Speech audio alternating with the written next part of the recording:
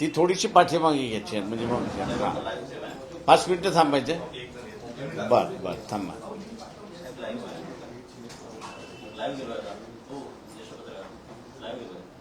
Sir आप centre में देखिए, बोलिए. सुरुवात करू. काय आली का बघा. आला. अरे इंडिया आवाजवाले जाऊ द्या ना. मी कधीही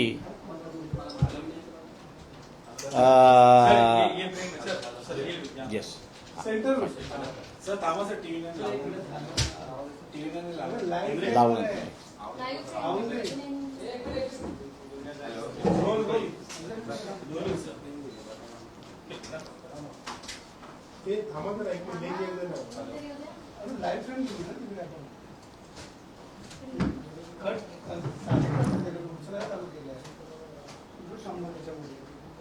सुरुवात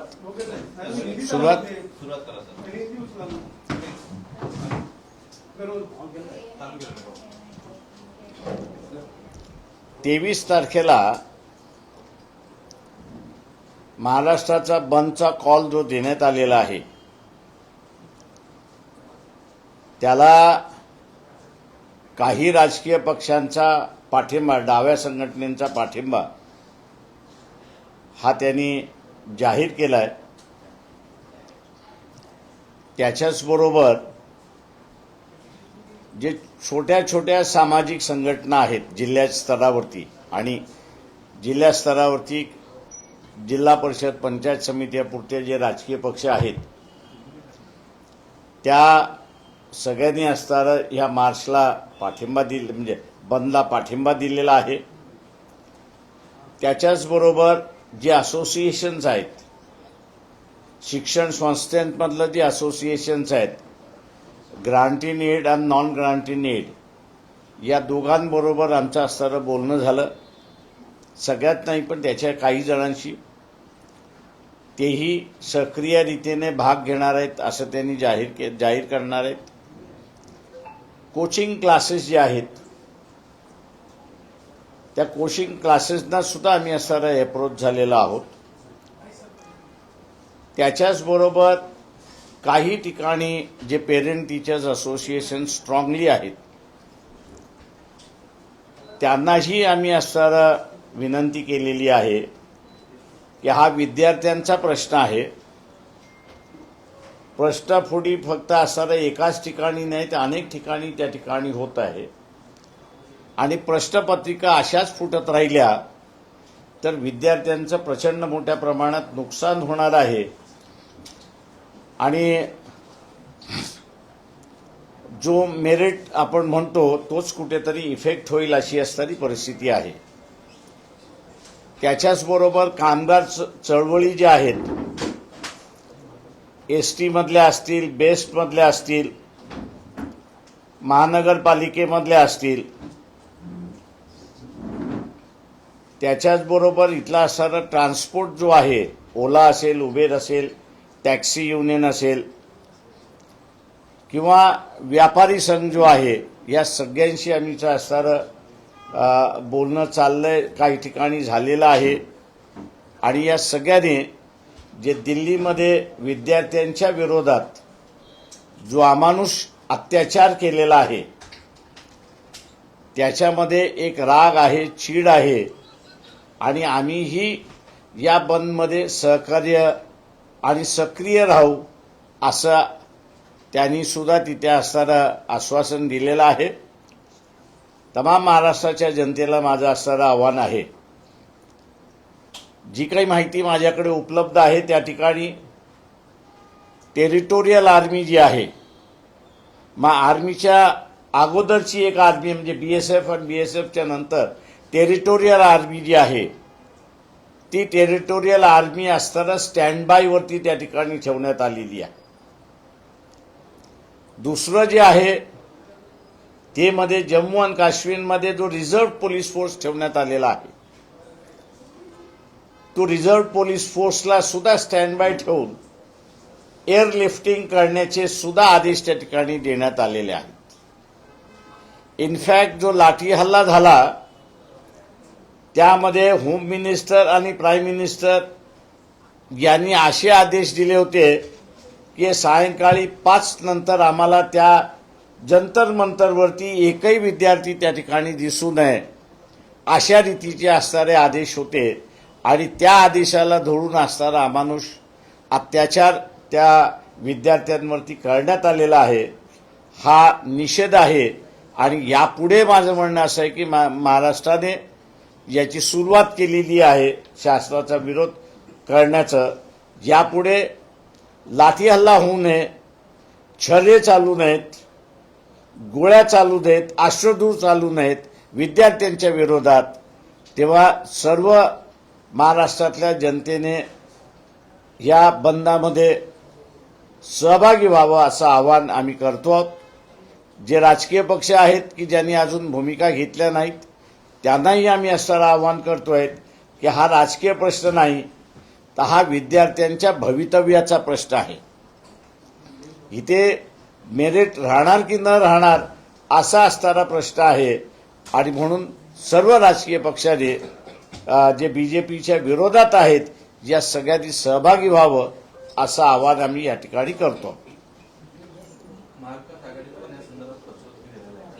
आम्ही सगळ्या राजकीय पक्षांना जे बीजेपीच्या विरोधात आहेत त्या सगळ्यांना आम्ही असताना काल संध्याकाळी 3, 3:30, 4 वाजेपर्यंत इन्क्लुडिंग काँग्रेस, शिवसेना आणि डावे पक्ष मी जसं म्हणालो या सगळ्यांना आम्ही असणारं पत्र दिलं होतं आणि त्या पत्रामार्फत त्यांना विनंती केली होती की आपण या बंदामध्ये सहभागी व्हा. सर, तुम्ही सुद्धा दिल्लीला जाणार आहात, याआधी तुम्ही जाऊन आलात? मी जाऊन आलोय दिल्लीला. 23चा बंद झाल्यानंतर मी असणारा तो निर्णय घेणार आहे. जे राजकीय पक्ष आहेत, तुम्ही खरं तर जसं तुम्ही म्हणताय की पत्र दिलेलं होतं, सगळ्यांना आवाहन केलेलं होतं, तरी सुद्धा जर प्रतिसाद येत नाही तर प्रत्येक राजकीय पक्ष आपापल्या परीनं या आंदोलनाचं मायलेज घेण्याचा प्रयत्न करताय का? माझं म्हणणं असं आहे की प्रत्येकाने मायलेज घ्यावा याच्याबद्दल दुमत नाही, पण त्या विद्यार्थ्यांबरोबर आम्ही आहोत आणि महाराष्ट्राची जनता आहे ही दाखवण्याची गरज आहे असं मी त्या ठिकाणी मानतोय. तुम्ही जे हात दिलेले आहे त्याला उद्या महाराष्ट्र किती मोठ्या प्रमाणात प्रतिसाद देईल, काय काय कुठं काय आयोजन करण्यात आलं? म्हणजे आम्ही असणारं कुठलंही आयोजन करणार नाही आहोत. आम्ही लोकांच्या सत्सद विवेक बुद्धीला असणारं आवाहन करतो आहोत की हा ज्या विद्यार्थ्यांसाठी तुम्ही सकाळी 9 वाजता बाहेर पडता आणि संध्याकाळी 7, 7:30 वाजता जे घरी पोहोचता, हा जो दर दिवसाचा जो कार्यक्रम आहे आणि त्यातून नवीन पिढी घडवण्यासाठी आपण जे सगळे प्रयत्न करतो आहोत, या पेपर फुटीच्या माध्यमामुळे त्या सगळ्यांवरती पाणी फिरणार आहे आणि म्हणून हे होऊ नये. पुढच्या पिढीचं सुरक्षितेचं आव्हान आम्ही करतो आहोत आणि त्या बंदच्या माध्यमातून जे शासन आहे त्या शासनाला सुद्धा जबर बसली पाहिजे की जे कोणी पेपर फोडतंय त्याच्या विरोधात कारवाई झालीच पाहिजे आणि केलीच पाहिजे. तर शासनाकडनं तुम्हाला काही निरोप देण्यात आले होते बंद संदर्भात किंवा बंद मागे घ्या किंवा पुकारू नका?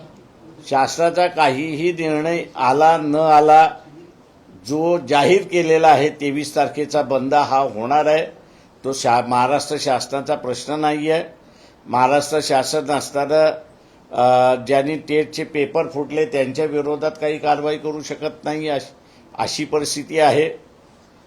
तर हा एक नॅशनल इश्यू आहे पेपर फुटीचा आणि त्या संदर्भातलं हे आंदोलन आहे असं मी मानतोय. काल राहुल गांधी आणि काँग्रेसने सुद्धा आंदोलन केलं होतं, त्यांना सुद्धा बळजबरी उचलून देण्यात आलं होतं मंत्रुकांच्या घराच्या समोरचं आंदोलन. त्या एकतर मुळात त्या आंदोलनाला उशीर झालाय का? काँग्रेस इतके दिवस का आली नाही? आणि जे आंदोलन ज्या पद्धतीनं दडपण्यात आलं त्याबद्दल तुमचं काय म्हणणं?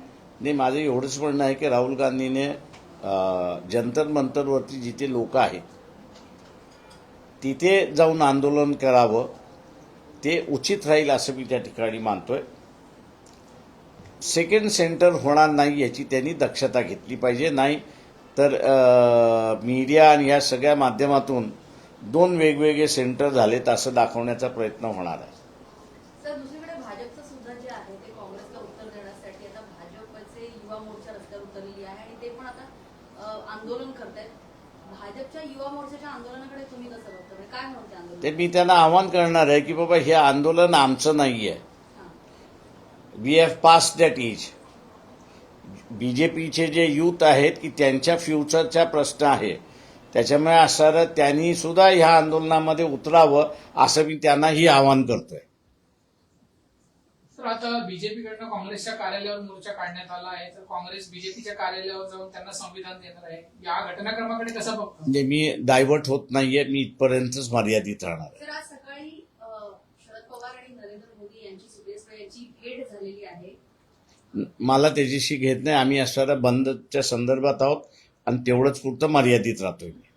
तर शाळा कॉलेजेस यांना काही निरोप देण्यात आलाय का? ते चालू असणार? नाही, आम्ही असणारं मी जसं म्हणालो की ग्रँट इन एड असोसिएशन आहे ते non grant in aid association जे आहे अशांना आम्ही असणारं विनंती केलेली आहे की हा विद्यार्थ्यांचा प्रश्न असल्यामुळे आपण असणारं ह्या बंदमध्ये सहभागी व्हावं.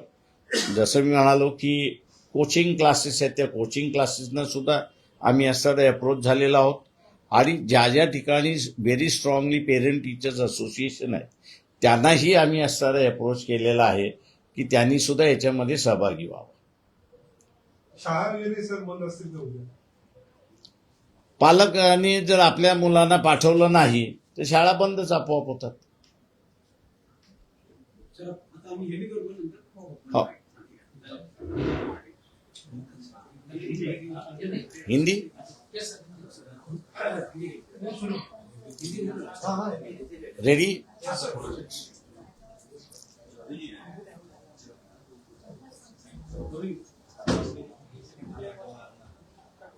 जिस तरह से दिल्ली में जो विद्यार्थी आंदोलन कर रहे हैं उन पर लाठीचार्ज हुआ, छर्रे इस्तेमाल किए गए, आश्रुधूर भी छोड़े गए और जिस तरह गलवान के खाड़ी में इंडिया और चाइना के फोर्सेस का आमने सामने हुआ, वहां चाइना के जो सोल्जर्स थे उन्होंने बैटन लेके आए थे और उस बैटन को उन्होंने वायर लपेटा हुआ था. उसी तरह से दिल्ली पुलिस जो है और वहां की रिजर्व पुलिस जो है उन्होंने वायर मेस बंधा हुआ जो बैटन था उसको इस्तेमाल किया और उससे लोगों को पीटा है. ये मैं मान के चलता हूं. जो इसकी हमको जानकारी मिली है वो यही है कि होम मिनिस्टर और प्राइम मिनिस्टर दोनों ने दिल्ली पुलिस को आदेश दिए थे कि शाम के 5 बजे के बाद यहां पर एक भी विद्यार्थी देखना नहीं चाहिए और इसलिए अमानुष लाठीचार्ज विद्यार्थियों पर हुआ है. सवाल यह है कि उन बच्चों का जो है, विद्यार्थियों का जो है वो फ्यूचर का सवाल है. पेपर अगर लीक हो रहे हैं और लीक पेपर की वजह से पूरी सिस्टम ही करप्ट हो रही है तो उसके खिलाफ का आंदोलन को इस तरह से बर्ताव सरकार ने करना गलत है, ऐसा मैं मान के चलता हूं. महाराष्ट्र की जनता जो दिल्ली के आंदोलन करने वालों के साथ में है, ये दिखाने के लिए 23 तारीख को महाराष्ट्र बंद का पुकार दिया है. सामाजिक संगठनों के साथ में बैठकें हो रही है. जिले जिले में हो सकता है कि आज शाम को प्रेस कॉन्फ्रेंस करके हमारा जिला भी बंद होगा करके कहा है. इसमें हम लोग ने जितने एजुकेशन संस्था है, grant in aid, non grant in aid, इनसे भी बात की है. टैक्सी यूनियन है उनसे भी बात की है. ओला उबर वाले हैं उनसे भी बात की है.